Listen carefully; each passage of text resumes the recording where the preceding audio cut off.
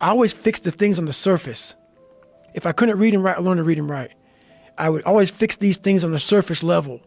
And so whenever something hard would like raise its ugly head, I didn't have any kind of tools to handle it. I'm like, man, I thought I fixed this already, man. But no, I didn't go deep into the dungeon of my soul to say, okay, what is making you a quitter? What is making you a weak man? What is making you afraid?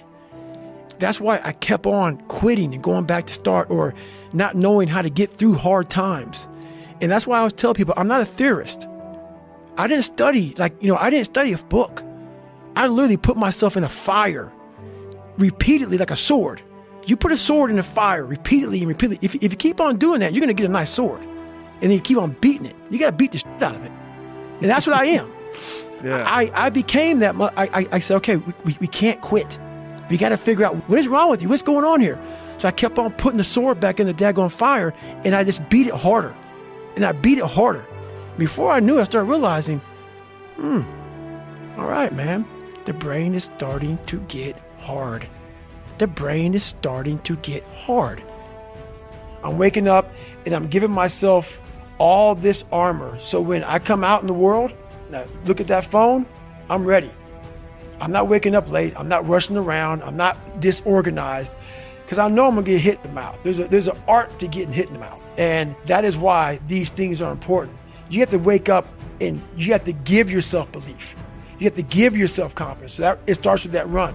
Anywhere from about 1:30 to 2 hours, I run every day. So you're fasted on the morning? Yes. Up, straight out? Straight out. 90 minutes to 2 hours of running, back, yep. Eat, and I'm in the gym. So, and then after that, to whatever's on the plan for the day. That's how that works every day. That's your day. There is no room for anything else. Yeah, there is a lot of room. So there's 24 hours, and I use it all pretty well. That's why I got a cap success, because I can't put that in, and that's my growth factor. So that's my human growth factor. And some of these motivational people out here, it's the funniest thing in the world to me. They'll go and say, when you wake up in the morning, pound your chest, look at yourself in the mirror, and do all this fucking bullshit. I hope it works. What works for me is that everyday resume, the things I know I've accomplished, the things I know I've done, real hard work, the real calluses on my mind, the real calluses on my hands. That's it. You don't need to pound your chest in the mirror anymore if you have that. A lot of it is limited horizons. Limited horizons are like, I use me as an example always. I came from a small town in Indiana where there was a handful of black families. And a lot of people in that town, when you come from a town of 8,000 people, it's like we had a local plant, Great Dane. And you're like, you know what? I want to work at Great Dane and get a house next to my mom. That's what you know. So many of us come from these small places in our mind that we're not willing to think outside of only what we've seen. Our mind works in such a small compartment. And one thing I was able to do was to dream. Many people, but don't make dreams your master. But I was able to dream outside those four walls of that small town. And until you're able to really put yourself into that dream, but don't make dreams your master, that's where you truly become what you're destined to become. A lot of people sit back and they dream about being a sports figure, or dream about being a SEAL, or dream about being an astronaut, and all it is a dream. They don't put the work behind the dream. That dream has become their master. When you become the master of your dream is when you say, I want to go be a Navy SEAL, and you say, okay, I'm going to lose 106 pounds in less than 3 months.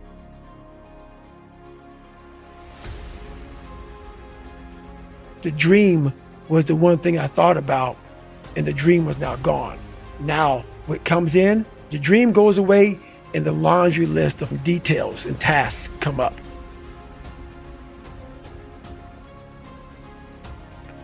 Gotta do this, gotta do this, gotta do this, gotta do this. That's when you become the master of your dream. So a lot of people out there dreaming. But guess what happens? That alarm clock goes off at 4 a.m. to train. you take off the first one, I want to be smarter. For me, that was my thing. I have to become more intelligent. I have such a severe learning disability.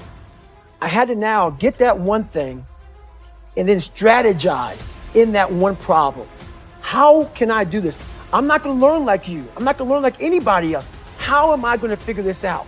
So I then figured out, okay, where are my strengths here? Where are my weaknesses in learning?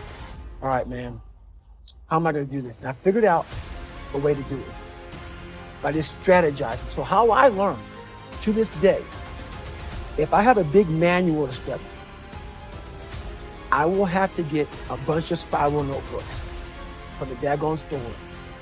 And each page, I have to write each page out, maybe 10 times. So there was a 1,000-page dive manual that I got 18 months before I went to dive school. Most people, I'm not smart, I'm gonna go see if I can pass this test. I realized, hang on a second, I'm not smart. How can I get past this? How can I get through this obstacle? I need to acquire this book 18 months in advance because it could take me 18 months to write down each page over and over again to then put it to memory. So when the question came up, I had written that question so many times down in that paper that I can recall, okay, page 71 was where I remember seeing this, and I can recall it that way. And that's how I did it. So you got to strategize on each problem you have in life. Slowly break down that problem. Don't think about all the problems you have, just one at a time. And before you know it, you fix all these problems, but you cannot focus on all of them. Just on the one thing at a time. I'm afraid of this. I'm up here. Life made me this way here. I stutter. I have these issues with reading and writing, and I'm fat and I'm insecure. We can't live like this. We can't live in fear. We can't live in judgment. We can't be afraid of what people right now are looking at me saying about me. We cannot be afraid of that. My reading, my learning, my workouts, my diet. You start neglecting all of that. You neglect one of them. You can neglect all of them a long time. It's going to haunt you. When you start seeing that, my God, I haven't eaten right in a long time. I haven't been sleeping right in a long time. It can only be one of those things to take you off. I'm very aware of my eating, my sleeping, my disciplines of life. And I started to get too far away from them. It's a hard stop. And the only thing that gets me mad nowadays is that so many people die with untapped potential because they think that someone else is better than them. And they were born not with the greatest tools. You need the ability to grind your ass into a fine powder. And when you're in that fine powder, find a way to build that motherfucker back up repeatedly. And it's possible. I'm the hardest working guy that doesn't talk about it. So basically, I don't take any days off as far as working out. First thing in the morning time is you have to build your confidence. And every day you're constantly gaining and losing confidence. You're never staying the same. So how you build your confidence is if you like what you see in that mirror, that's how you start your day off. If you wake up and you look fat, you look out of shape, you're not feel good, which is, or you don't feel good inside. So my whole big thing is get up and work out. Shed some calories. Get the adrenals going. Get the mind going. Get all that going. Every day I run. Every day I work out. A lot of people, what they do is they have these finish lines. And I have a saying that says, I don't stop when I'm tired, I stop when I'm done. When I was younger, I didn't have any goals. It's not really so much about goals, it's just a to-do list. And as a human being, if you don't have a to-do list, you're gonna sit back and just fade away. Your brain is the most powerful weapon in the world. If you can't control your own brain, you gotta tell your brain where you wanna go and how you wanna go and how you wanna get there. You gotta control it. If not, it's over. A good human being, a fulfilled human being, doesn't need to break anyone down. All they do is want to build you up. So anybody you meet that calls you out of your name, that bullies you, that messes you up, that makes you feel not lifted, they are dealing with something deep rooted. When you quit, your mind says we're done. So it doesn't expand. There's no expansion when you quit. When you say, this sucks, I'm drowning, I'm miserable, I'm suffering, I'm broken, but I'm not going anywhere. What happens to your mind, it says, he's not leaving. So we got to expand. We got to grow. We got to figure this thing out. So then these compartments in your brain, they have to work. And then you start to engage parts of your mind that you never engaged before. When you're in suffer mode and you say, I'm not going to quit. You're forcing your brain now to operate on a level it's not used to. But then it becomes used to it.